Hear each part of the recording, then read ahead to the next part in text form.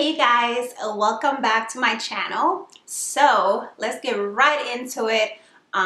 This video I'm going to cover the process of getting approved for bariatric surgery. This is the steps that I took and what I did to get approved through insurance. So I did use my insurance company and I did have my surgery in the United States.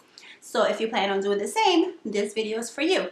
Now, keep in mind, every insurance company is different. Even if you have the same insurance company that I do, if it's covered through your employer or spouse's employer, they may not cover the surgery because at the end of the day, it's your company, your employer, the one who chooses if bariatric surgery is going to be covered. A lot of people don't know that. So having Blue Cross Blue Shield like I do doesn't mean that your surgery is automatically covered.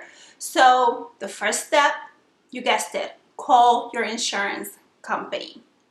Do not think that because it was covered for your friend and you guys both have Aetna, that it's gonna be covered, okay? So check with your insurance company first. Now, after I checked with my insurance company, I knew my benefits and all of that. What I did, I don't need a referral. A lot of people needed a referral for their from their primary care physician. I didn't need that. I went straight to the source. I went straight to the bariatric surgery clinic and I made an appointment. Simple as that. I didn't need a referral. So just the basic insurance requirements. I'm gonna go over some things that only my clinic covers, or not just them, but the doctors require is what I mean, not the insurance company. So insurance requirements. You have to be 18 years old or older. You have to be at a BMI of 40 or above, which I believe that's morbidly obese. I could be wrong, I'll need to look it up. But 40 BMI or over. That is automatic qualification right there. Now, if your BMI is a little lower, 35, you can still qualify if you have comorbidities. So things like diabetes, cardiovascular disease, things that where weight affects your health and it's putting you at risk. You can get it approved that way. And then a psychological evaluation. That's another insurance requirement. Another one is a proof of diet, basically. So for my particular policy, they require that I did 6 consecutive months of documented weight loss attempt. And by documented, it means it needs to be obviously something that I can prove. And it has to be a structured diet plan. So I can't just be like, oh yeah, well, I cut calories for 6 months. That's not gonna work, right? It needs to be documented. So Weight Watchers, Nutrisystem, there's others out there. If it's documented, then that works.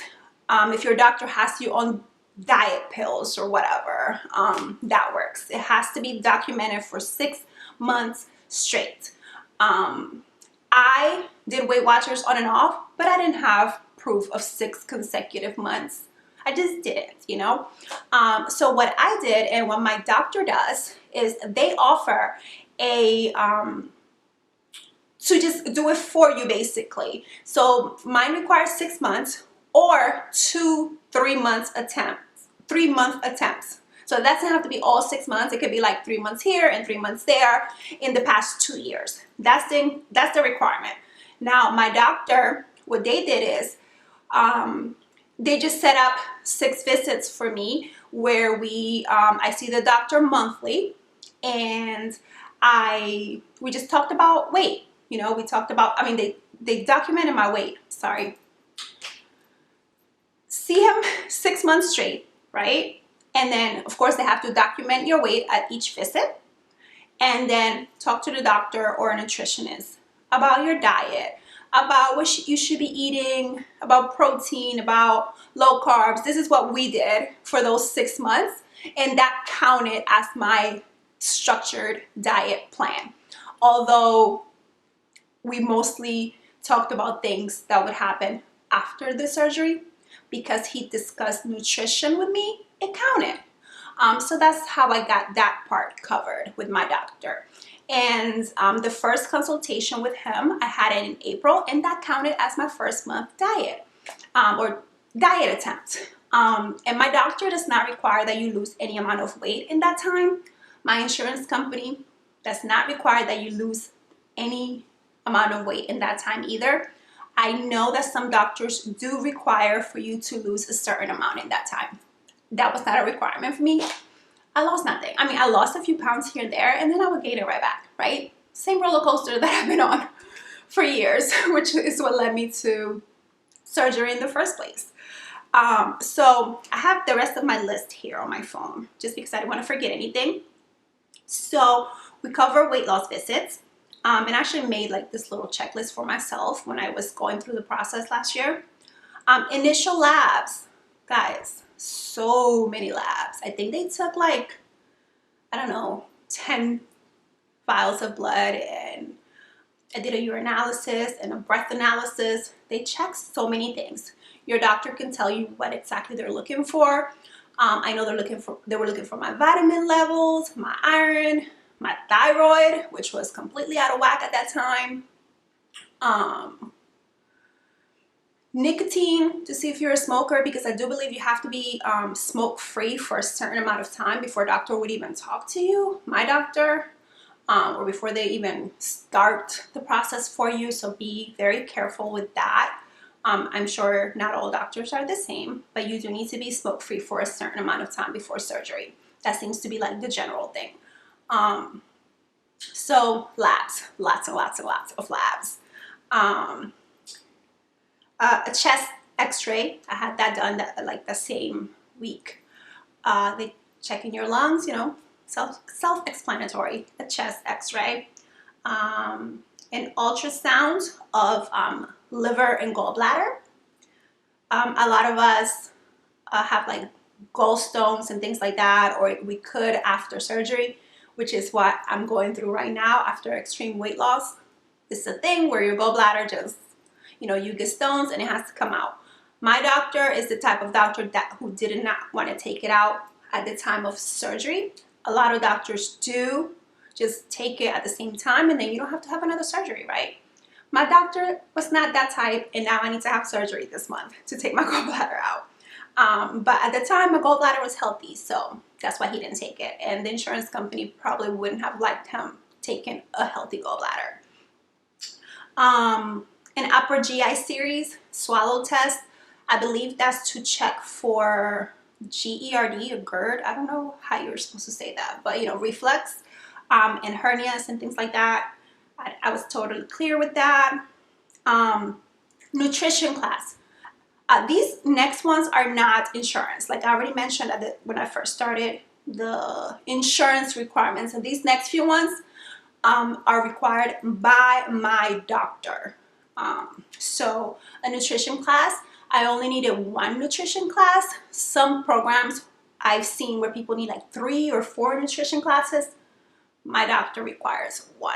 And then if you wanted more, it was a virtual group class with a registered dietitian. And if you wanted more, I could have scheduled more. I opted for just the 1. Psychological evaluation, we covered that. I just talked to a psychiatrist just to make sure that you know what you're getting yourself into. This is very very stressful, very intense, you know. So they want to make sure that you know what you're getting into and that you're in the right frame of mind. They asked about my support system, things like that. It was fairly easy for me to get approved.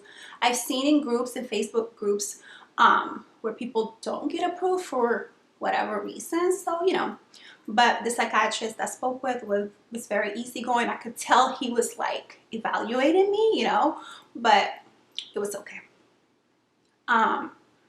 EKG and stress test, that again, self-explanatory. They're checking for your heart, making sure that your heart is strong enough to withstand the surgery. Stress test, I did it on a bike. You know, they put this mask and a bunch of wires just to check my oxygen, check how my heart reacts to the different speeds on the bike. I know a lot of people do it on a treadmill. I'm so thankful that mine was on a bike because my knee was hurting all the time at that point last year. Thankfully, happy to report 115 pounds later, my knee does not hurt. I feel like I'm talking really fast. But echocardiogram, a picture of your heart, again, to make sure you're all good. By the way, I have a heart murmur. So if you have a heart murmur, you can still be cleared. Don't worry. Let them test you. Let them check you. Do not just disqualify yourself because you have a heart murmur or any other condition. Just go to the doctor. Let them tell you. A DVT scan, that's for deep vein thrombosis, to check if you have blood clots. You know, you just did, like they do an ultrasound of your legs. Sleep study. Now, a lot of people, when they're morbidly obese, and I was one of them, have sleep apnea, and that's basically where you stop breathing in your sleep. That's you know, the bottom line. I'm sure there's other stuff. I'm not a medical professional, but they test for that. I already had a sleep study before I saw my doctor, and it was in the past 6 months, so it counted. I just had to transfer my records, and I was good to go. And that was a big reason. Being diagnosed with sleep apnea, guys, that was a big wake-up call for me and a big reason why I decided to go with surgery. You know, I have many others, and I'll do another video on that, but sleep apnea scared the crap out of me. And that's it. So that is the process that I went through to get approved for weight loss surgery by my insurance company. Your results may vary, but I think it's pretty consistent, pretty similar to most insurance companies and most doctors. You know, things could be a little different for you, but I hope this was helpful and at least gave you an idea of how the process works if you're just getting started. If you have any questions, please let me know. I am trying to make sure that what I post is helpful and useful to you, so let me know what you want to see here. Thank you so much for watching, and I will talk to you in the next video. Bye.